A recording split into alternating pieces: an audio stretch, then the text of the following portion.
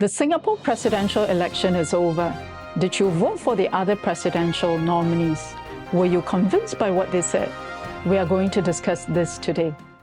Hi guys, congrats to those of you who are Taman's supporters. But did you hear what Kin Lian, one of the presidential nominees, said about China on TikTok? Let's hear from the man himself. The China system of governance is actually better, more democratic and more effective. So therefore, do I like the system? I think yes. They are a very good system. That's why China made tremendous progress. The best progress among all countries in the world. Did you agree with what he said? Well, I agree with the part he said about China's tremendous progress and the best in the world. Who can dispute that the Chinese Communist Party or the CCP has made tremendous progress over the last few decades?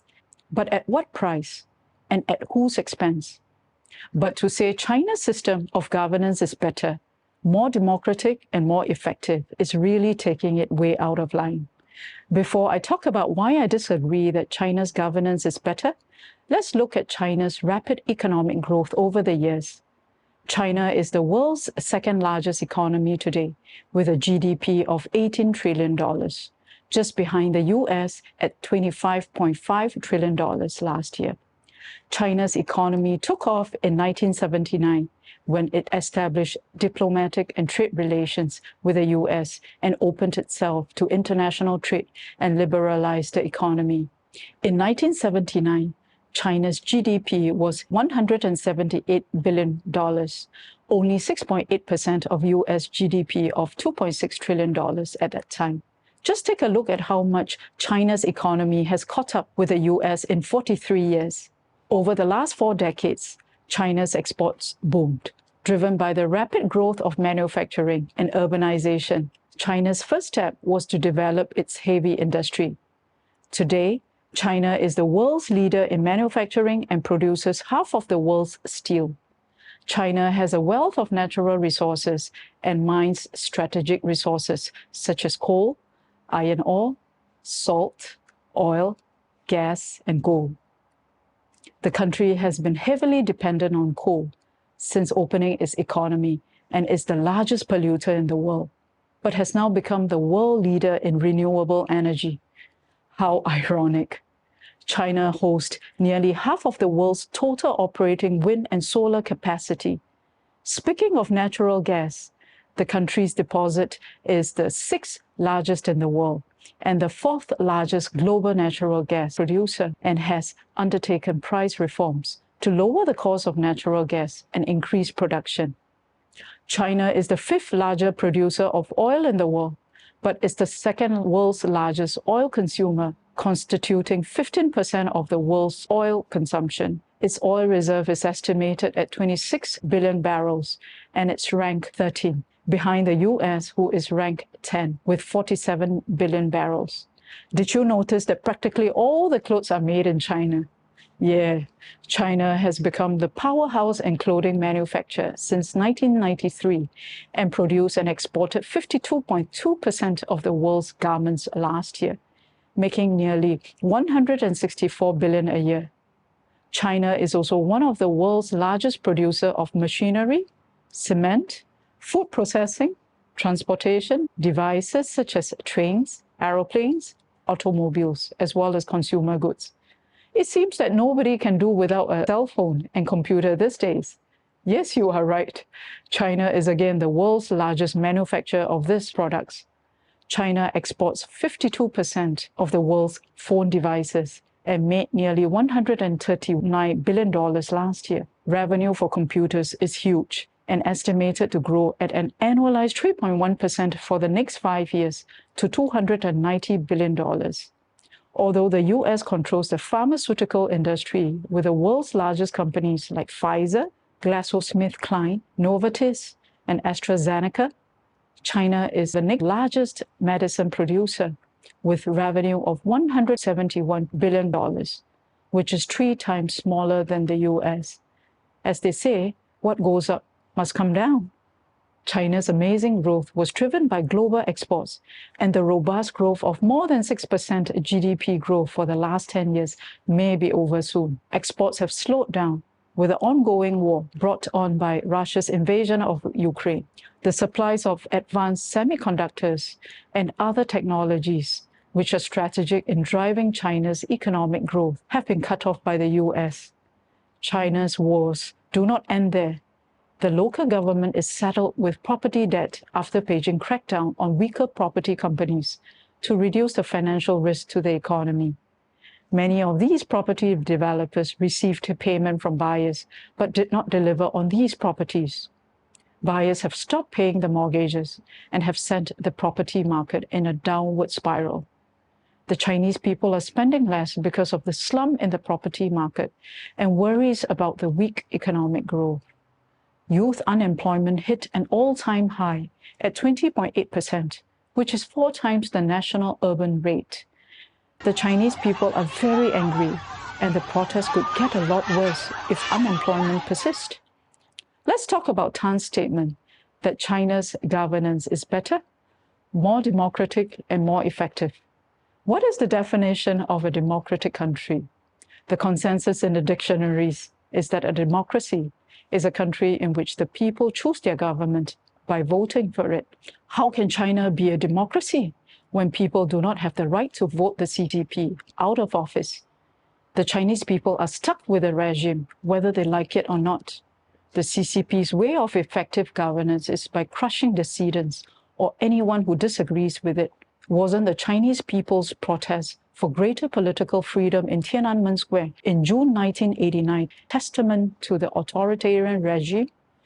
An estimated thousands of Chinese people died in the protests. The UN promotes democratic governance as a set of values and principles that should be followed for greater participation, equality, security, and human development. Democracy provides an environment that respects human rights and fundamental freedom, and in which the freely expressed will of people is exercised. Has the CCP respected the human rights of the Chinese people?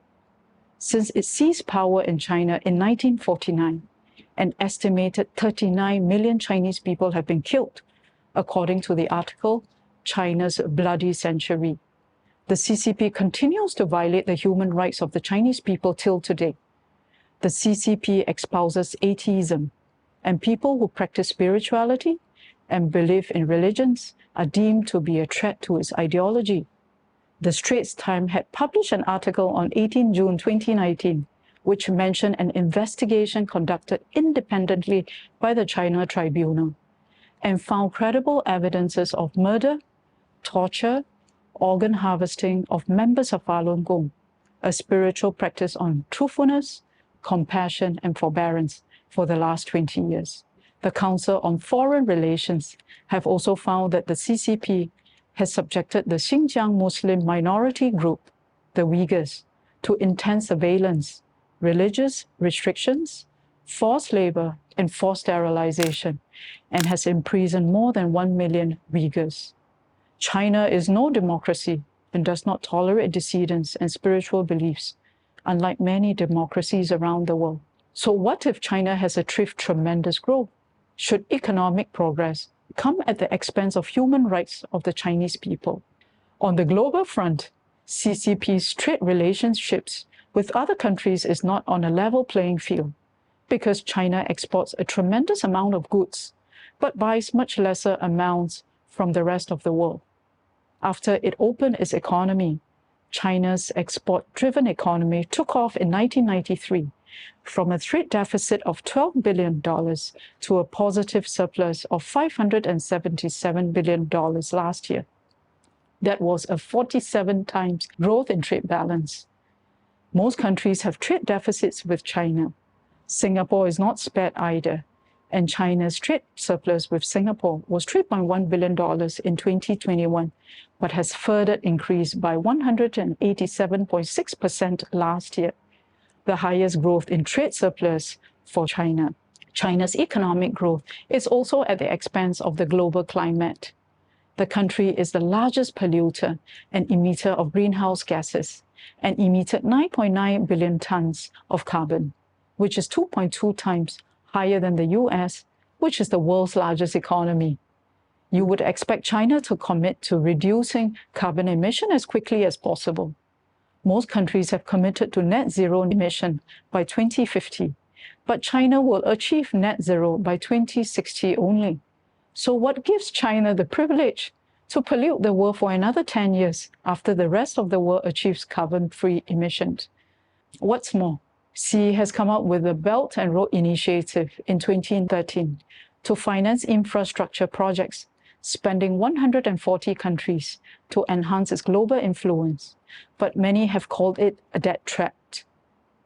Look at Sri Lanka, which defaulted on a mountain of debt last year to build the 1.1 billion Hambantota port as it grapples with a spiraling economic crisis.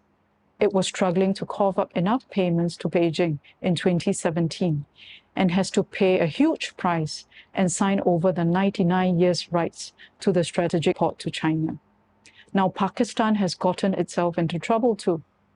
The multi-billion-dollar flagship program called the China-Pakistan Economic Corridor was introduced in 2013 with expectation of transforming Pakistan into a regional hub for economic connectivity. In recent years, the construction took a major hit with Pakistan's economic stress and Chinese security concerns. Pakistan owes more than $1.3 billion, and the amount keeps growing as China has refused to defer or restructure the debt repayments. Well, that's all for today. Do you agree that China's governance is better, more democratic? Do share your comments with us. Your support is very important to us. Please help to like, subscribe, and share.